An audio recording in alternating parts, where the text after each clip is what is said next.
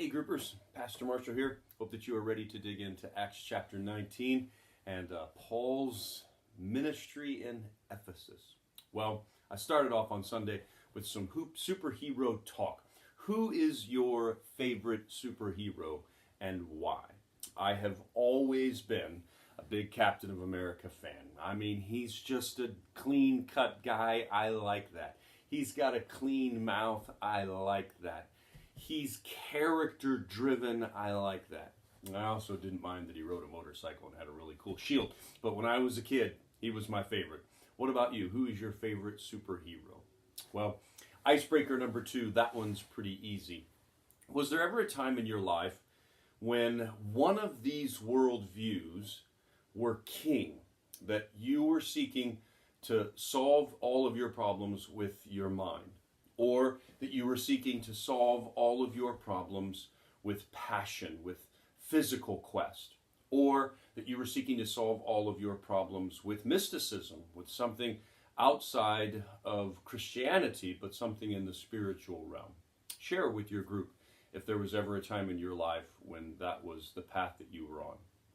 Well, the Jews in Ephesus became obstinate. King James Version says that they had hard hearts. This is the same language that's used in Exodus chapter 9, verse 35 to describe Pharaoh. Look at that real fast. It's also the same kind of language that's used to describe the Israelites when they hardened their hearts against God in Exodus chapter 32. This is the building of the golden calf. Turn and just look at that passage. And then kind of lay these 3 passages out in front of you. Exodus 9, Exodus 32, and Acts chapter 19. What do they have in common? Besides the hard hearts of these people, what do these stories have in common? And then Paul's sweat rags and his work apron, they're being used to heal the sick and to cast demons out of people. Let's look up a couple of other times that something physical was used to heal. So there's a story in Mark chapter 5. It's in verses 24 through 34. This is in Jesus' ministry. Look up that story. And then there's a story in Acts chapter 5, verse 15. This is in Peter's ministry. Look up that story. And then, again, just what we did before, let's lay these 3 stories beside each other, and ask, what do they have in common that makes them unique from all of the other miracles in the Bible? Why are they special? Well, the next strange thing in this passage are the sons of Sceva calling on the name of Jesus, but they don't know who he is. How do we see examples of this in our culture today? How do we see examples of people using the name of Jesus, but not having any idea who he is? And how does that make you feel? What does it make you think when you see that, or hear that, I should say?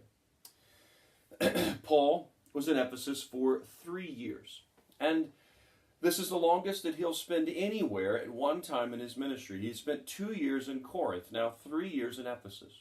There are some churches that use this as a model, believing that 3 years is how long a person should be pastor of a church. I'm wondering if any of you have sometime in your life been a part of a church that changed the minister on a regular basis intentionally.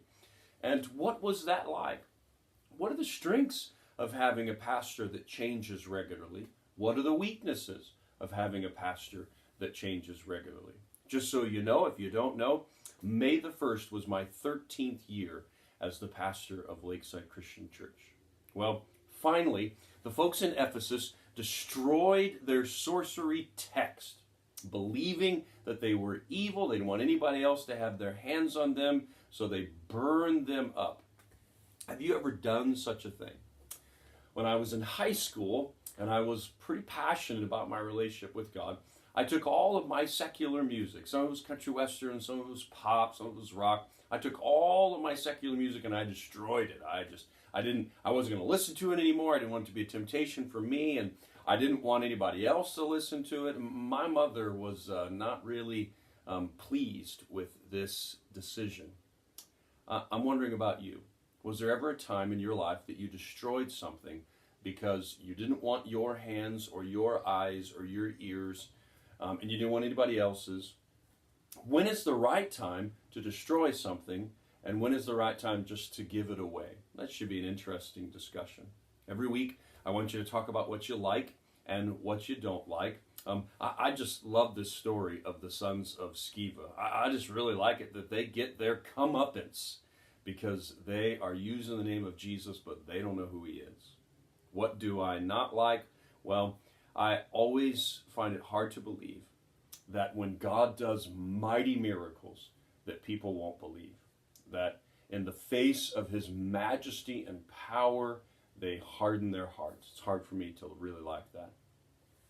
Quickly, a reminder about the application from this last weekend. So if you made commitments this last weekend, maybe this will be a chance for you just to dust that commitment off and kind of dig back into it if you've forgotten it.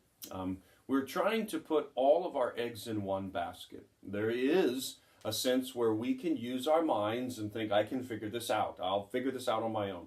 There is a sense where we can use our strength to say, I'll get through this on my own. I'll pull myself up by my bootstraps. I'll finish this project on my own. And then there also is a sense where we can use sort of mysticism and think this will be the way that I will solve this problem. This text is a reminder that Jesus is it. He is number one. We always have to make him first in our lives. So I was challenging you this week, if you've been relying on your mind, if you've been relying on your strength, or if you've been relying on mysticism in some way, shape, or form, to make sure that all of those things surrender to Jesus Christ. He's first. Well, I hope that you have a great Bible study, and I look forward to seeing you this next weekend for the next step in the book of Acts. God bless.